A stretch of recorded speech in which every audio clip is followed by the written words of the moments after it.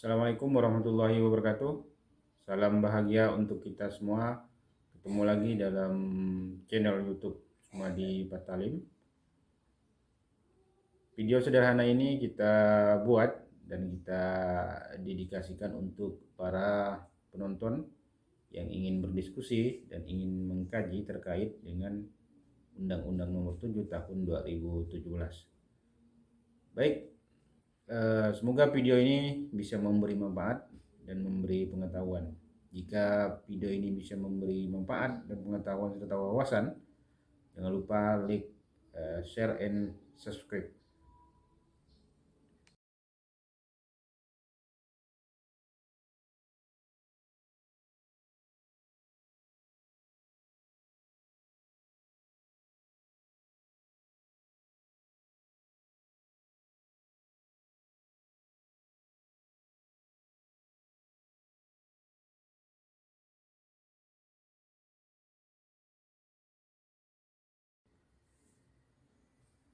Penyelenggara pemilu adalah lembaga yang menyelenggarakan pemilu yang terdiri dari atas Komisi Pemilihan Umum atau KPU, Badan Pengawas Pemilu atau Bawaslu, dan Dewan Kehormatan Penyelenggara Pemilu atau DKPP.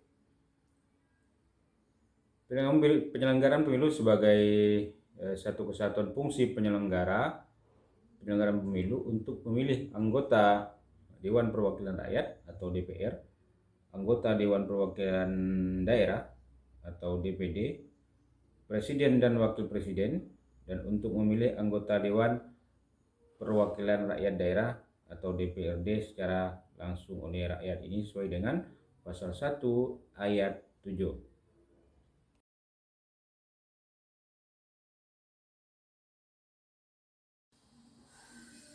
Tujuan pengaturan pemilu sebagaimana yang diatur dalam pasal 4, tujuannya adalah memperkuat sistem ketatanegaraan yang demokratis. Itu dari tujuan dari penyelenggaraan pemilu. Yang kedua, mewujudkan pemilu yang adil dan berintegritas.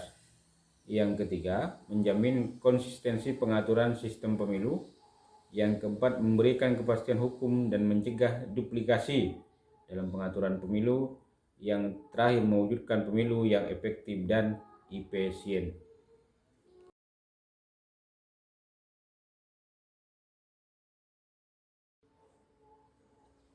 Penyandang disabilitas dalam pemilu atau dalam Undang-Undang Nomor 7 Tahun 2017 diberikan tempat.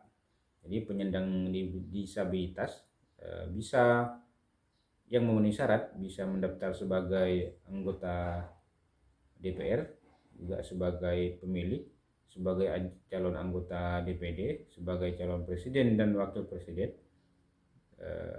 sebagai calon anggota DPRD, dan sebagai penyelenggara pemilu. Jadi disabilitas itu diatur di dalam pasal 5 Undang-Undang Nomor 7 Tahun 2017.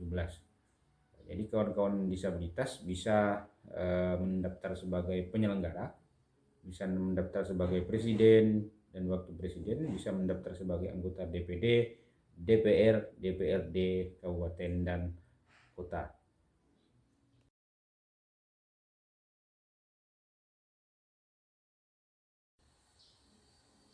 Jumlah penyelenggara pemilu menurut Undang-Undang Nomor 7 Tahun 2017, satu untuk KPU adalah KPU RI itu berjumlah 7 orang.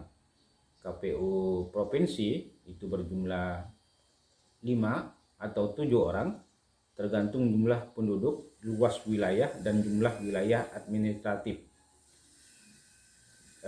Untuk KPU kabupaten kota 3 atau 5 orang sesuai dengan ini diatur di dalam pasal 10 Undang-Undang Nomor 7 Tahun 2017. Terus yang kedua, untuk Bawaslu RI, Bawaslu provinsi dan Bawaslu kabupaten kota sekarang bersifat tetap. Pasal 89 ayat 4, dengan jumlah anggota di RI adalah 5 orang. Jadi anggota Bawaslu pusat itu berjumlah 5 orang. Di provinsi juga berjumlah 5 atau 7. Di kabupaten kota adalah 3 atau 5 dengan jumlah yang sudah ditetapkan dalam Undang-Undang Nomor 7 Tahun 2017 pasal 92 ayat 2 dan 3. Untuk PPK Panwascam dan PPS masing-masing berjumlah 3 orang. Sementara untuk PPL di luar negeri adalah 1 orang per desa atau kelurahan. Yang keempat di TPS atau di TPS LN untuk luar negeri berjumlah anggotanya adalah 7 orang dan 2 orang Pamsung. Sementara di TPS adanya yang namanya pengawas TPS dengan jumlah petugas 1 orang per TPS.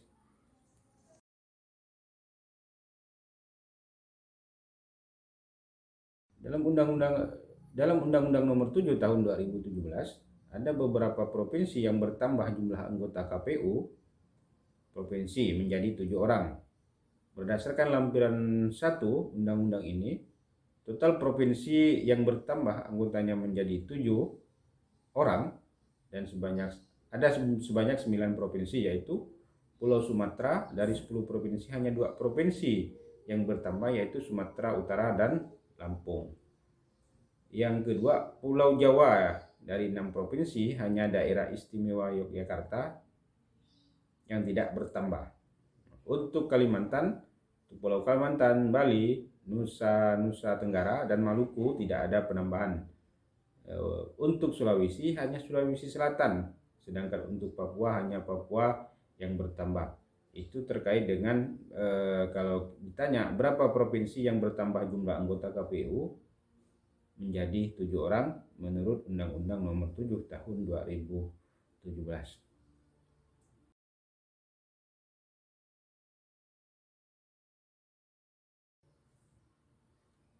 Kalau ditanya kepada siapa Sekretaris Jenderal KPU RI, Jenderal Bawaslu, Sekretaris KPU Provinsi, Sekretaris Bawaslu Provinsi, dan Sekretaris KPU Kabupaten Kota, Sekretaris Bawaslu Kabupaten Kota bertanggung jawab.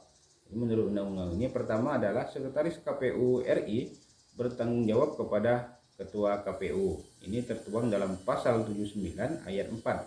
Dan Sekretaris Bawaslu bertanggung jawab kepada Ketua Bawaslu RI, pasal 149 ayat 4. Yang kedua, Sekretaris KPU Provinsi secara administrasi bertanggung jawab kepada Sekretaris Jenderal KPU RI, dan secara fungsional bertanggung jawab kepada Ketua KPU Provinsi. Ini tertuang dalam pasal 80 ayat 4.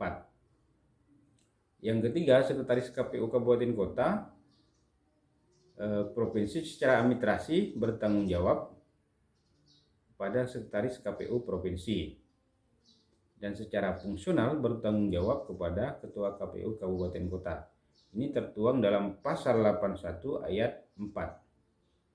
Yang keempat, Sekretaris Bawaslu Provinsi secara administrasi bertanggung jawab kepada Sekretaris Jenderal Bawaslu, yaitu di pusat, dan secara fungsional bertanggung jawab kepada Ketua Bawaslu Provinsi. Ini tertuang dalam pasal 150 ayat 4. Sekretaris Bawaslu Kabupaten Kota secara administrasi bertanggung jawab kepada Sekretaris Bawaslu Provinsi, dan secara fungsional bertanggung jawab kepada Ketua Bawaslu Kabupaten Kota. Ini tertuang dalam pasal 151 ayat 4.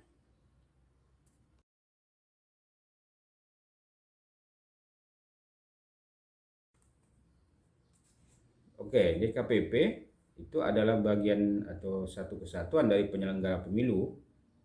Kalau ditanya apa itu DKPP, DKPP itu singkatan. Jadi kepanjangan dari DKPP itu adalah Dewan Kehormatan Penyelenggara Pemilu, yang adalah lembaga yang bertugas menangani pelanggaran kode etik penyelenggara pemilu.